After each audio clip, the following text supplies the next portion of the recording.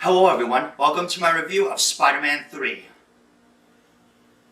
Fuck. Now I did review Spider-Man 1 and 2 on my channel. Now my background for this movie is actually pretty critical to this review. This was one of the first movies that I was scouring the internet looking for anything that I could find. Any pieces of information, any little tidbits. This was one of the first movies that I did that with. And when I saw it in theaters, I absolutely loved it. Talk about being one of the most oblivious kids on the face of this planet, because holy shit, this movie sucks. After it came out in theaters, I instantly bought myself a copy and watched parts of this repeatedly. And I finally watched it for the first time from beginning to end in quite some time. And my god, I did not like the experience of watching this movie. But as some of you guys may know, this isn't like one of the worst movies ever made. There are some good things in it. There are some things that I wouldn't change at all, actually. So let's talk about those real fast. I do think the birth of Sandman is actually really good in this movie. I'm not gonna lie, Christopher Young, the composer for this movie who replaced Danny Elfman, to me is actually one of the last things wrong with this movie. I think his score is actually really good, and it actually kind of complements the movie. I was kind of surprised while watching it, because of course, Danny Elfman's score is amazing.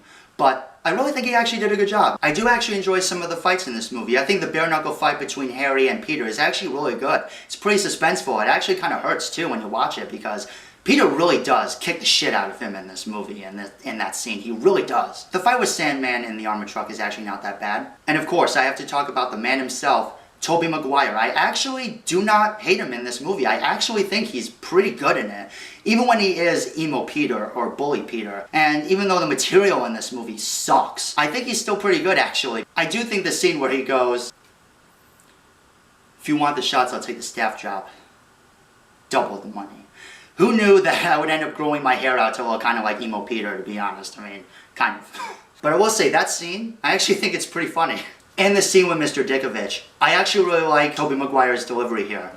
"You'll get your rent when you fix this damn door!" And lastly, all the stuff with J.K. Simmons, J. Jonah Jameson, and the Daily Bugle, I still think it's really good in this movie. I'm not even gonna lie. I wouldn't change that at all, really. That's it. Those are the only things that I could even find remotely okay with this movie, or things that I wouldn't change. Everything else completely sucks. They squander the love story between Peter Parker and Mary Jane because of Harry losing his freaking memory, getting it back, and then causing Mary Jane to break up with him, and all that shit. Completely destroys the first two movies in terms of that love story, which was actually done pretty successfully. They didn't need all that drama with them. Harry losing his memory? Come on. I had not talked about Harry Osborn during these reviews that much yet. And that's simply because this third movie's fucked it. It fucked it, okay? There's no other way to say it. It completely screwed that storyline, okay? I hate the fact that they had Harry Osborn lose his memory in this. The first two movies built up their rivalry perfectly, and you can tell the studio had to get their little hands on it and not just put Venom in this movie, but Sandman in this movie, so that way Peter would have something to be pissed off about, so he'd get the black suit. Oh my god, just talking about it pisses me off. That love story was pretty damn good in those first two movies. Mary Jane finally finds out that Peter Parker is Spider-Man, and now there's more drama. It didn't need to be in there, it didn't need to happen, and even though I know they were planning for a fourth one, I don't know why they did it with this one at all. And speaking of Sandman, I actually don't think Thomas Hayden Church did a bad job. It's just, his character's just kind of in this movie, just to give a plot device to Peter to get the black symbiote. But I will say this. Flint Marko being Uncle Ben's real killer? Bullshit! And I'm sorry, Mary Jane actually pissed me off the first half of this movie. The whole turmoil thing with her getting fired from her play, that was obviously just a plot device. But I mean, during that dinner scene, she's like, "You don't understand how I feel. Because you haven't told him yet!" In fact, she never tells him in this entire movie. Harry does. So, I'm gonna be honest, I really did not like her in this movie. However, she did not deserve the shit that she got from Peter in that dance club. Speaking of that, that was actually one of the parts that made my stomach like, uneasy, because it just, well, now I fucking know, because as an adult, holy shit, I really had to wait about 5 minutes before I could even start the scene, because I hadn't even watched that scene from beginning to end in so long. And they even do this. However, I will say when Peter throws his jacket, Mary Jane is actually smiling when she dodges it. So I have a feeling that that was actually Tobey Maguire just doing it on set, which I kind of gotta give him props for that in my opinion. But that whole scene just, Didn't need to be in there. You could still have Peter slapping Mary Jane or hitting Mary Jane. Still don't think she deserved it. But what I'm saying is I think they could have just gone with that scene. I mean, Peter even knows that it's Harry's fault that MJ broke up with him by saying, "What did you do to her?" And he still does it to her. And that look, I have to put it on screen, that look that he gives her after the dance. Oh my god. Oh, and the way that Harry gains back his memories in this movie, what the fuck was that? Now, it's always good to see Willem Dafoe back on screen as this character, and I'm so glad he's in the next one, but he remembers Peter being Spider-Man and everything else by touching a mirror? Am I supposed to believe that mirror is actually possessed or something? Oh, whatever. But besides the armored car fight, and as well as the Harry versus Peter second fight, all the other fights really suck in this. I cannot believe that I thought this was convincing. It is not convincing at all. Where the fuck is Spider-Man's spider sense in this movie now that I think about it? He never uses it once in this entire movie. I didn't even realize that until I watched it. Now, I understand why his spider sense doesn't activate when Venom is around, because in the comics, because the symbiote was already attached to him, he can't sense his presence or whatever. But, I mean, other than that, come on. His spider sense isn't used once in this movie. People are complaining about Far From Home not having spider sense. This movie has nothing. Now, I know people have complained about Mary Jane being a damsel in distress for the third time in a row. It didn't really bother me, but something struck me when I rewatched it that I wasn't even trying to look for when I watched it. But before Mary Jane gets kidnapped again, I had to pause it for about 5 minutes because I realized something.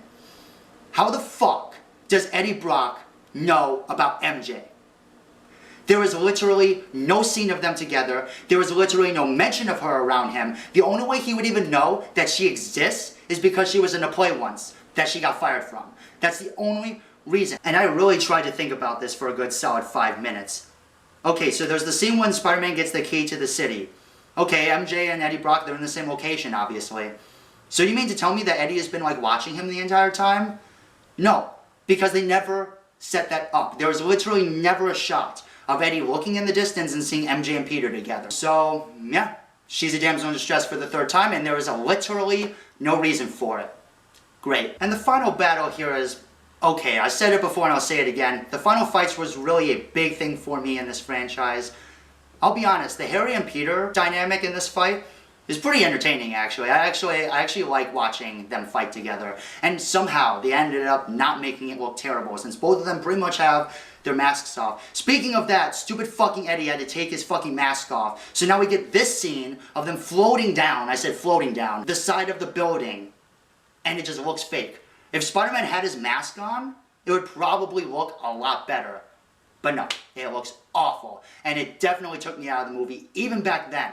And it 100% takes me out now, especially when they do it earlier on. I did talk a lot about the CGI in the first two movies, and now it is a little bit noticeable to me, but it doesn't bother me. It absolutely bothers me in here. It's so obvious. And that's such a huge bummer, because the scenes when Spider-Man with his full mask on is actually swinging through the city, as far as this trilogy goes, it looks like some of the best Spider-Man swinging we got in this trilogy. And that's surprising, actually, considering the fact that the rest of the CGI sucks. But guys, honestly, I've wrapped my brain around this movie while I was watching it, and really I talked about all the things that I wanted to. I mean, there really isn't anything else to talk about, and it's not really worth it, to be honest. But no, this movie was a massive letdown. I cannot believe I loved this movie when it came out. And for all this time afterward, I will continue to not believe it, because holy shit, again, this movie really pissed me off when I was watching it. So, therefore, Spider-Man 3 gets a C+. There are things that I actually really like about it, and even some things that I love, that I actually wouldn't change at all, but everything else just pisses me off even more. So I'm going to give this movie a C+. That's the grade this movie is getting.